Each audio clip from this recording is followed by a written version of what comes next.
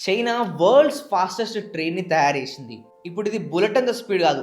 బుల్లెట్‌కి మించి ఏరోప్లేన్ ఎంత స్పీడ్‌గా అయితే గాల్లో ఎగురుతుంటదో, దాని స్పీడ్‌ని మ్యాచ్ చేస్తూ ఈ ట్రైన్ ట్రావెల్ చేయబోతుంది. ఈ ట్రైన్‌కి సీఆర్ఆర్‌సీ 600 అని చెప్పేసి పేరు పెట్టిర్రు. అండ్ ఈ ట్రైన్ టెక్నాలజీని బిల్డ్ చేయడానికి మ్యాగ్లెవ్ టెక్నాలజీని యూజ్ చేసిర్రు. అంటే మ్యాగ్నెట్స్ సహాయంతో ఈ ట్రైన్‌ని ట్రాక్ మీద ఉండకుండా కొంచెం గాల్లో లేపించుతారు. అలా ట్రైన్‌కి, ట్రాక్‌కి మధ్యల ఎలాంటి ఫ్రిక్షన్ అనేది ఉండదు. అండ్ ఇది లిటరల్లీ కొన్ని ఇంచెస్ గాల్లో ట్రావెల్ చేస్తున్నట్టే.